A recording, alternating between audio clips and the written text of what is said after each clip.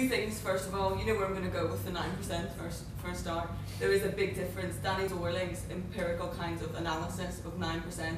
There is a massive difference between somebody earning 35, which is still a large wage, particularly in a time of recession and other people are unemployed, but that and 120 grand. There is a huge difference. But also there are processes of individualisation and atomisation within those things. Changes in workload allocation, changes in roles and responsibilities. Danny Dorling says about senior teachers and senior lecturers. Actually, those are also areas that are under attack. Unions are struggling to, as a union rep, struggling to respond, which brings to the second point, which is about the coercive control and the informalisation of control, talking about maybe megaphones and stuff. Merseyside is a useful example, but not a unique one, in terms of if I want to put together a march through Liverpool city centre, I've had to put 3 months in advance to request to be able to go to a certain area for Merseyside Women's Movement, and even then got police warnings that if we gave out leaflets that we might be arrested. You know, so the informalisation processes. But I want you to talk about, and I'm exploiting my position as your best mate here, but you talked the other day, we were having a chat about the idea of pre-crime, and Merseyside's police force having areas of pre-crime, and does that fit into any of the stuff that you were talking about today in terms of urban space? That's a lot, sorry. So it is a lot, but Sam, can I heap the pressure on you and say, think about time, there were 2 other folk who wanted to make comments. Okay. Can we take those? And yeah. then maybe you can, is that okay? That'll give you a few minutes at the end. Pre-crime. Question is just about the quote you had from Zizek. I'm quite interested in Zizek. I think you may be bonkers, but he's bonkers in the best possible way. So that quote about don't fall in love with yourself, can you explain that to me? Oh, sorry, I realised I'd far too much on the slides and explain myself properly. Don't fall in love with yourself. Sam, one more, is that okay? I'm Vicky, sorry, Vic. No, and Joanna was going to make a point, and then you can... yes, sorry. Is that okay? Yeah, it's a very brief video, but thanks Sam, I really enjoyed your presentation, and I love the cartoons. Cheers. I'm just going to pick up on a quick point about the role of social media and how effective it's been, and whether it's a sort of substitute for activism. And I was involved in the student occupations before that, in the anti-war occupations, and I think it's social media and the way in which it was used in those occupations was quite useful as a tool and not a substitute.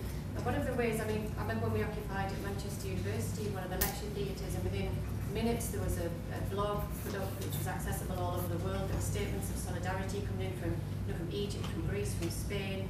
It was an effective way to organise demonstrations, protests. It wasn't a substitute, but it is a tool. It's only one of many tools, organising leaflets, organising mass meetings on campus, around the Occupy movement. So I think it's important to sort of see it as a strategy of activism, not necessarily a substitute, not something which is necessarily a hindrance to it, but only one of a sort of number of tools that we can use in order to engage in sort of effective organisation, which in itself it isn't. So I just wondered whether you sort of had more sort of positive and effective ways in which social media had been used around the Occupy campus. Cool. Yeah. Yes, sorry. Right, Vicky's question in terms of the pre-crime space, and the question was about the role of the pre-crime space. In terms of that, I only literally just heard this idea about designated areas in Liverpool being deemed as pre-crime, right? Like, I don't know, like, sounds like HD ready, doesn't it, for your telly or something? The pre-crime, I don't know, I've not investigated that much, so cheers for that question. That's not the question I asked you to ask.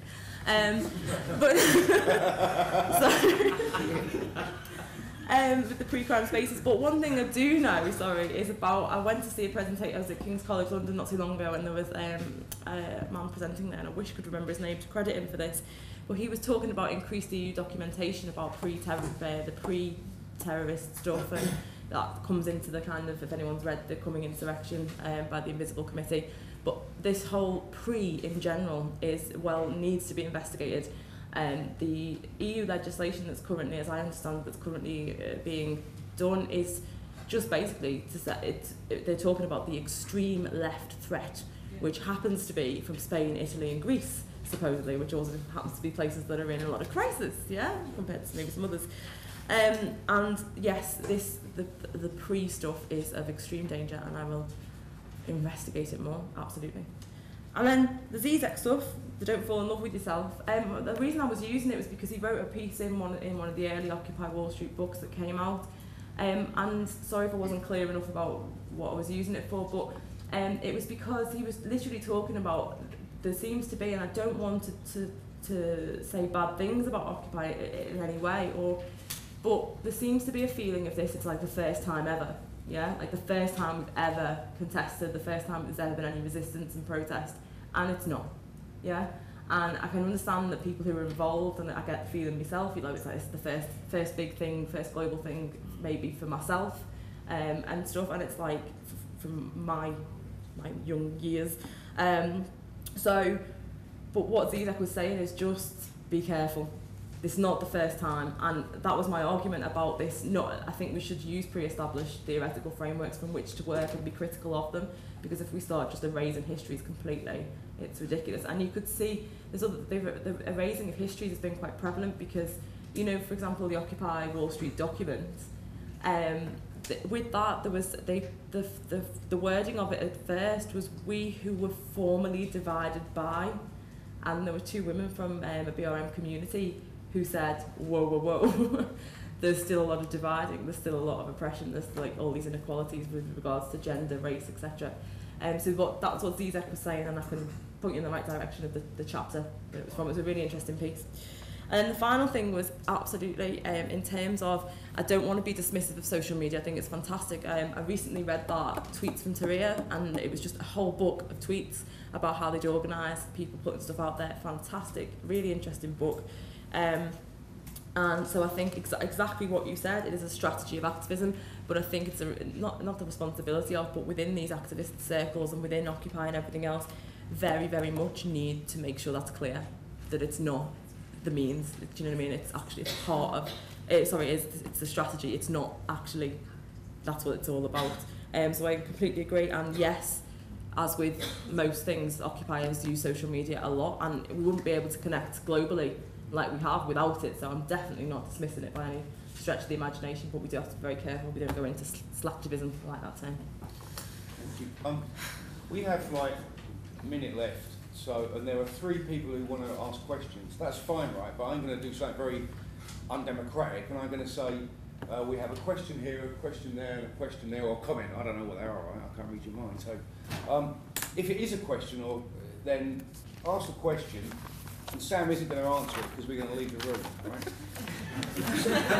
Ask the question, and then Sam can choose whether she wants to answer it over coffee. I think that's so you ask a question or make a comment, and in 1 minute we'll finish. So you go first, then that one. Okay, to put it very bluntly, then the camps from the Occupy movement, are they sites of confinement or sites of liberation? And this is based on an interest in theorizing sites of confinement, but also intrigued by some of your hints about the Occupy, both being occupiers and occupied simultaneously. So the site I'm interested in. Cool. Thank you. Yeah, I'll turn mine into an observation then. I was listening to the discussion about slacktivism, I couldn't help thinking of the enigma and controversy that is Michael Moore, and the kind of the venting of indignation, how popular his films will be, but at the same time his evidence is critiqued, there's a counter movement, and yet what actually comes of it all? It seems that was quite another example of this kind of slacktivism. And on Danny Lawling, I think absolutely we need to be very careful. I mean, he's really just breaking out salary scales, and I think Will Hutton's 1/3, 2/3 is still a more useful distinction to kind of work with. Thanks. Right, two questions quickly. First question is essentially, I kind of got into this a little bit about the composition of the Occupy movement, who's there, who's not there, and it's sort of a question of comparison. I was involved in Occupy Ottawa quite a bit, and one thing that I noticed for the most part is that there wasn't really any working people. They showed up in the evenings, they couldn't actually stay in the camp because they had to get up early, like 7 o'clock in the morning, go to work. You can't spend the night in the tent, right? So I mean, this was a really interesting limitation insofar as the idea that the camp itself is a figurative site of politics, and yet the actual people who could really use that kind of figurative politics aren't really able to engage in it in full capacity. Other question, once again, try to be brief. You kind of mentioned looking at different sort of Gramscian ideas of sort of these different ideas that are coming into the camp and the melting pot. I'm curious about this in terms of just the kind of basic question. Is it not actually the case that in some respects, I found at least, it seems non-ideological? That you had sort of this blending of all these ideas for the most part because there wasn't actually really a solid foundation of a set of ideas or principles. I mean, is the principle of being anti-capital is in itself kind of an interesting name. It's almost, people are reluctant to say I'm a socialist. People are very, very reluctant to say that I'm a communist, right? I mean, it's the sense that, you know, we don't really want to alienate people. Let's just put this out there, sort of this anti-capital notion. And so I'm just curious about this sort of notion of what you saw in terms of ideology present in the camp. Is it non-ideology, as you would state? No, I'm coffee. Are you happy to do that other coffee in the room? Yeah, of course I am. Fantastic. Folks, look, it's a bit kind of disciplinarian, but I think we should try and finish on time and all that. Thank you very much.